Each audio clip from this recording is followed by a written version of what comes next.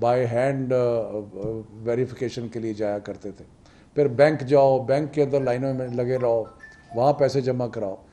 تو یہ سارا پہلے فیز میں یہ سارا پروسیس جو تھا ایکولنس سرٹیفکیٹ کا وہ ڈیجیٹلائز کیا گیا کہ کوئی بچہ گھر بیٹھ کے اپنی ڈگری یا اپنا سرٹیفکیٹ جو ہے اس کی ویریفیکیشن اور ایکولنس لینے کے لیے وہاں سے اپلائی کر سکتا ہے. بینک جانے کی بھی ضرورت نہیں ہے, وہ بھی وہاں پہ پیسے جمع ہو سکتے ہیں.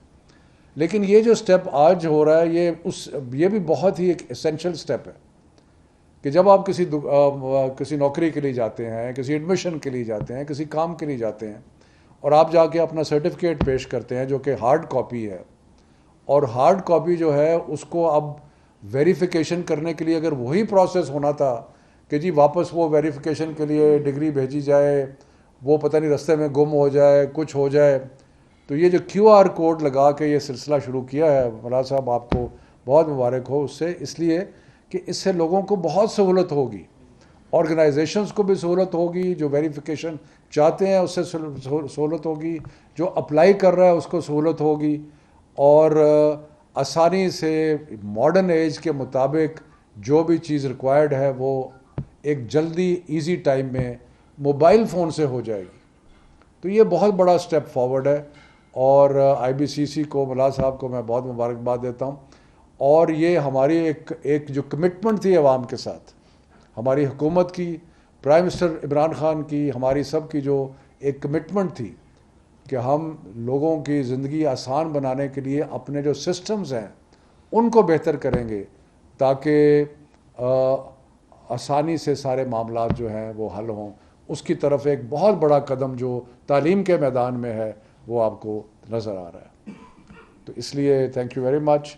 اور آج واقعی منسٹری آف ایجوکیشن جو ہے وہ اپنا سر فخر سے بلند کر سکتی ہے.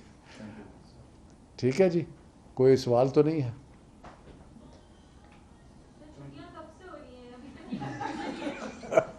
آج کا سوال کچھ نہیں ہے, یہ آپ کہیں مبارکباد دیں کہ یہ کتنا اچھا.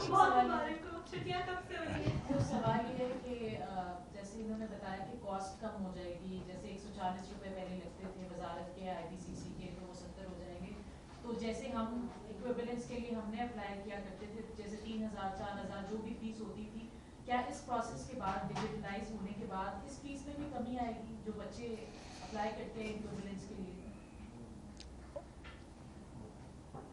آپ بتائیں.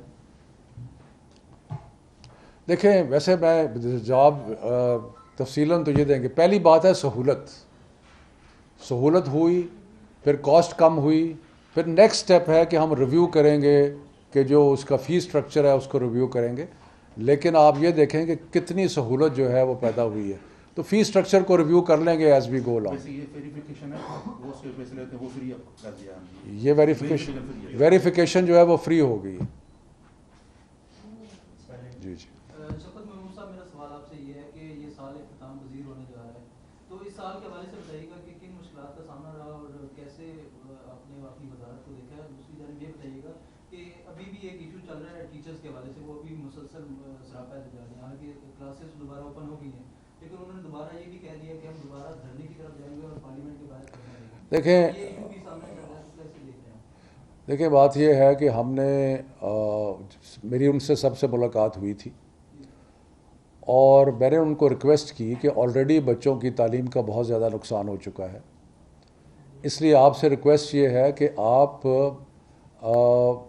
اسکولز کھولیں, اور پھر ہم آپ کے معاملات جو ہیں وہ ہم, کیونکہ یہ اس کا حل جو ہے وہ منسٹری آف ایجوکیشن کے پاس نہیں ہے, یہ تو آرڈیننس ہے جو کہ ایشو ہوا ہے, اور اس کے لیے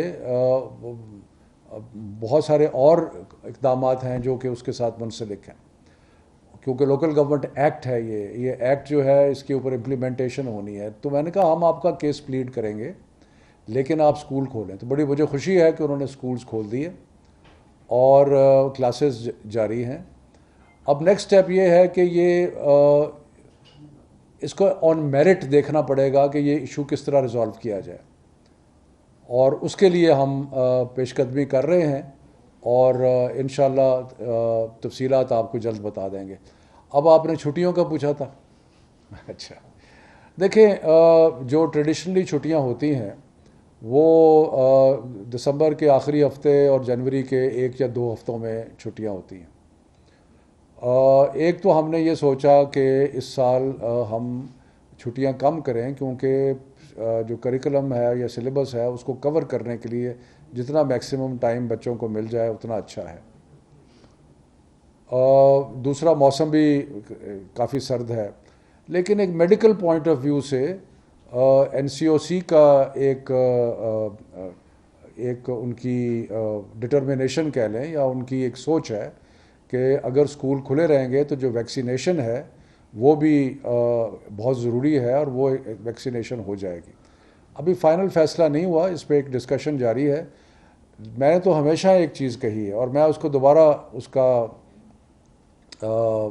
اس کو رپیٹ کرتا ہوں کہ جہاں تک وزارت تعلیم کا یا تعلیمی صوبائی وزارتیں جو ہیں وہ جو ہم نے میٹنگ کی تھی، ہمارے خیال میں جو چھٹیاں ہیں وہ ہونی چاہیے دسمبر کے آخری ہفتے میں اور جنوری کے پہلے ہفتے میں. لیکن کیونکہ یہ معاملہ صحت کا ہے اور کیونکہ یہ معاملہ ایسا ہے جس میں لوگوں کی صحت کا ایک بہت بڑی ذمہ داری ہے بچوں کی صحت کی، تو اس لیے فائنل فیصلہ پہلے بھی جتنے ہم نے اقدامات کیے ہیں کووڈ کے دوران اور اب بھی فائنل فیصلہ جو وہ میڈیکل گراؤنڈز پہ ہوگا.